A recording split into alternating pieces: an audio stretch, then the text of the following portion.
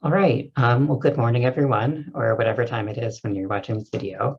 My name is Isaac Williams, and I'm the GIS and Data Services Librarian over at Brock University.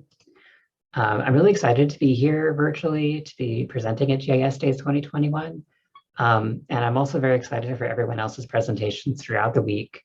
I wanted to take a couple minutes in this little time slot to briefly talk about a project that I created last year, which is a story map of queer history in Dallas, Texas, in the United States, which is the city where I used to live before I moved here.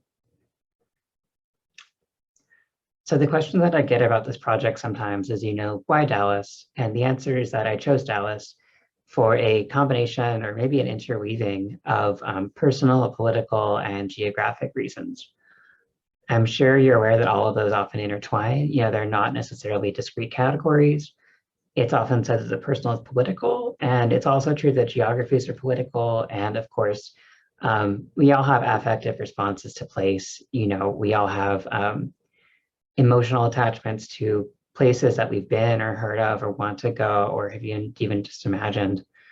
In Dallas, I remember looking out on the prairie at sunset, watching, that purple light go through the leaves and watching that same landscape then turn to thunderstorms and tornadoes and wondering why I made Dallas home, at least for the 2 years that I lived there. The answer is, I moved to Dallas for work, for my first academic job, first job at a library as a librarian. And before that, I had never lived in Dallas. I'd only lived in the Los Angeles area. I'd never even been to Dallas before I moved to the city. And one of the things that I knew beforehand is that the American South, and Texas in particular, has a reputation for being an unfriendly place to live if, like me, you're queer or you're trans. In some ways, that's true. In some ways, it is harder. But in others, being queer and being trans was more joyful in Dallas than it had ever been in Los Angeles.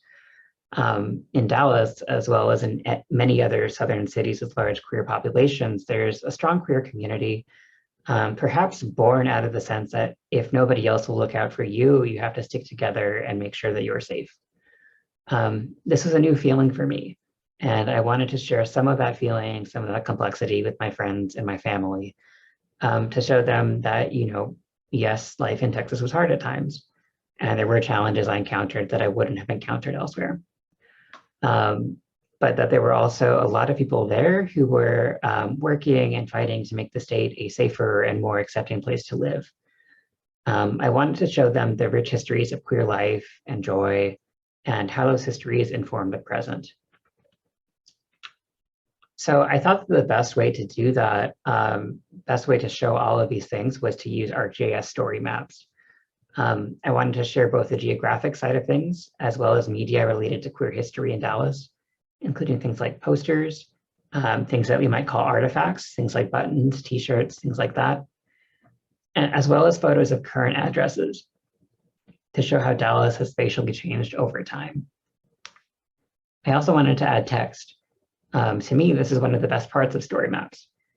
As you can with a story map, as the name suggests, tell stories that are really complemented by the GIS. So the emphasis is more on you are telling your story and the GIS is there as a complement to it. And you're using other kinds of media in addition to your map.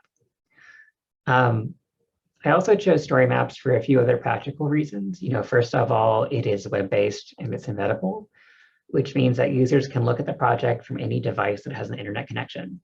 So they don't need to download special software. They don't need a particular kind of computer necessarily to view the project.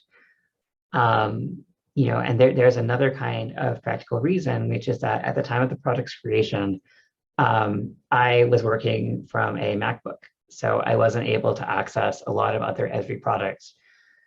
And final reason, it was free, I love a good deal. And it being free meant that as an institution and we didn't need to purchase anything, didn't need to go through procurement, anything like that. I worked with a variety of sources when I was working on the project, both to learn more about Dallas and to learn more about broader queer history before the internet. Sometimes I used academic sources, in particular, Dr. Alexandra Ketchum, a feminist scholar at McGill University, who works on queer and feminist history. I was able to look at some of her research on lesbian media, such as GIS guides, which was tremendously helpful in understanding not only how that particular media functioned, but how it responded to and engaged with politics at the time. I also consulted local archives, including those of the Dallas Way and the University of North Texas's LGBTQ archival collections, many of which were luckily digitized. UNT has a phenomenal and comprehensive collection of materials related to queer and trans history in North Texas. I also consulted work by the Dallas Voice, which is Dallas's queer newspaper, as well as work by local historians.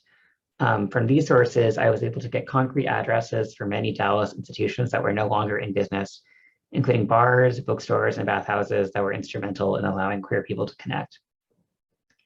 On a practical level, I also used Google Maps and Google Street View to learn more about what those addresses look like in the present and how they looked over the years. Coverage differs based on address, but some locations had street photography dating back to 2007. One thing that I debated when I was releasing this project was whether or not I was finished with it. On one hand, I thought that the project should be completed before I shared it. On the other, I wanted to acknowledge my own limitations. I'm not a trained historian. I had lived in Dallas for a year at that point, which is not, as many of you know, enough to fully understand a place. There were many people living in Dallas who had experienced some of this firsthand. They'd been to protests, they'd been to bars that no longer exist. So what I decided to do was to create the project as a living document by encouraging and allowing users to submit their experiences and any additional information that they have. I've gotten a few suggestions, and every suggestion that I get has improved the project and helped me learn more about the place that I called home. I shared the map with several different people. I shared it with the Dallas Voice. I shared it with my academic/social networks on Twitter, and I also shared it through my institution by writing about it.